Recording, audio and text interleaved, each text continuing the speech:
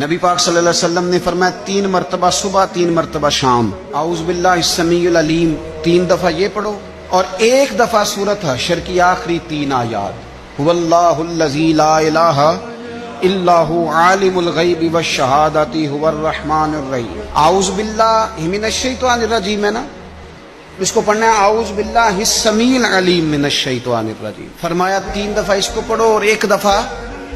سورہ حشر کی 3 آیتیں، 1 دفعہ صبح اور 1 دفعہ شام۔ صبح کیا ہے، شام کیا ہے؟ تو اعلیٰ حضرت بریلوی فرماتے ہیں صبح سے مراد ہے آدھی رات ڈھلنے سے لے کر سورج نکلنے تک، آدھی رات ڈھلنے سے لے کر یعنی تہجد کا ٹائم سے لے کر سورج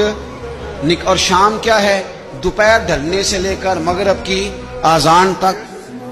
یہ شام ہے۔ اب سن لیں، یہ ترمذی کی حدیث ہے سیاستہ کی، نبی پاک نے فرمایا جس نے 3 مرتبہ اعوذ باللہ پڑھی اور 1 بار سورہ حشر کی آخری 3 آیتیں پڑھی،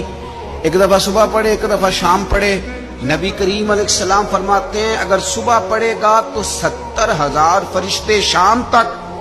اور اگر شام کو پڑھے گا تو 70,000 فرشتے صبح تک پڑھنے والے بندے کی مغفرت کی دعا مانگتے رہیں گے۔ چلے میں تو اس بات پہ بھی بڑا راضی ہوں کہ پہلی دفعہ اہل سنت میں ایسا ہو رہا ہے کہ وظیفہ ملنے پر لوگ نعرے لگا رہے ہیں۔